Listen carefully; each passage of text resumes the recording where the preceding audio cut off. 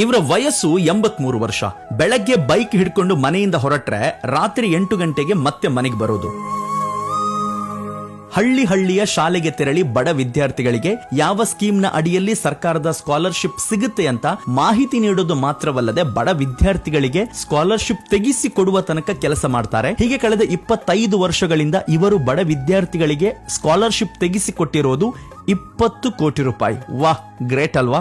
Retired ಆದ್ಮೇಲೆ ಹೀಗೂ ಕೂಡ ಸೇವೆ ಮಾಡಬಹುದು ಅನ್ನೋದಕ್ಕೆ ಇವರು ಉದಾಹರಣೆ. ಇವರ ಹೆಸರು ನಾರಾಯಣ್ ನಾಯಕ್ ಅಂತ ಹೇಳಿ, ದಕ್ಷಿಣ ಕನ್ನಡ ಜಿಲ್ಲೆಯ ಬಂಟ್ವಾಳ ತಾಲೂಕಿನವರು. BP ಶುಗರ್ ಏನಿಲ್ಲ, ಯಾಕಂತ ಹೇಳಿದ್ರೆ ಇವರು ಇನ್ನೊಬ್ಬರಿಗೋಸ್ಕರ ಬದುಕಿದ್ದಾರೆ. ಹಾಗಾಗಿ ಇವರಿಗೆ ದೇವರು ಆರೋಗ್ಯ ಚೆನ್ನಾಗಿ ಕೊಟ್ಟಿದ್ದಾರೆ. 38 ವರ್ಷಗಳ ಕಾಲ ಇವರು ಶಿಕ್ಷಕರಾಗಿ ಸೇವೆಯನ್ನ ಸಲ್ಲಿಸಿದ್ರು. ಆನಂತರ ರಿಟೈರ್ಡ್ ಆದ್ಮೇಲೆ 25 ವರ್ಷದಿಂದ ಈ ಸೇವೆ ಮಾಡ್ತಾ ಇದ್ದಾರೆ. ಪೆನ್ಷನ್ ಅಲ್ಲಿ ಏನ್ ಇವರಿಗೆ ಹಣ ಬರುತ್ತೆ ಅದರ ಅರ್ಧ ಹಣವನ್ನ ಬಡ ವಿದ್ಯಾರ್ಥಿಗಳ ಶಿಕ್ಷಣಕ್ಕಾಗಿಯೇ ಪ್ರತಿ ತಿಂಗಳು ಕೊಡ್ತಾರೆ. ಅಂದ್ರೆ ಇವರ ಚಿಂತನೆ ಇರುವುದು, ಒಂದು ವಿದ್ಯಾರ್ಥಿಗೆ ನಾವು ಶಿಕ್ಷಣ ಕೊಟ್ರೆ ಅವರವರ ಬದುಕನ್ನ ರೂಪಿಸ್ತಾರೆ ಅಂತ ಹೇಳಿ. ಅದಕ್ಕೊಂದು ಸಣ್ಣ ಉದಾಹರಣೆ. ಒಬ್ಳು ಹುಡುಗಿ ಬರ್ತಾಳೆ, ನಮ್ಮ ಮನೆಯಲ್ಲಿ ಅಪ್ಪ ಕುಡಿತಾರೆ, ಅಮ್ಮ ಬೀಡಿ ಕಟ್ತಾ ಇದ್ದಾರೆ, ನನಗೇನು ಕಲಿಯೋದಕ್ಕೆ ಸಾಧ್ಯನೇ ಇಲ್ಲ ಅಂತ ಹೇಳ್ತಾಳೆ.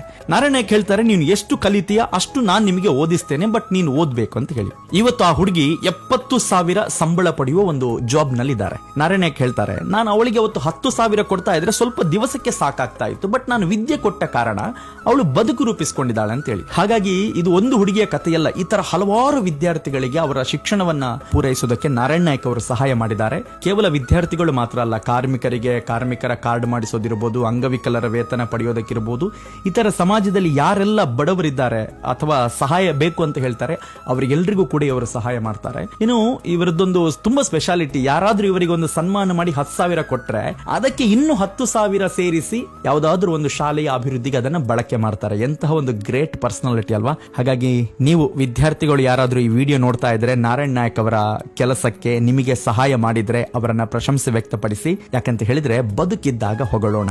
ಸೊ ನಮ್ಮದೊಂದು ಹೊಸ ಪ್ರಯತ್ನ. ನಮ್ಮ ಈ ಪೇಜ್ ಅನ್ನ ಫಾಲೋ ಮಾಡಿ. ನಿಮ್ಮ ಆಶೀರ್ವಾದ ನಮ್ಮ ಮೇಲೆ ಇರಲಿ. ಮುಂದಿನ ವಿಡಿಯೋದಲ್ಲಿ ಮತ್ತೆ ಭೇಟಿಯಾಗೋಣ. Thank you universe.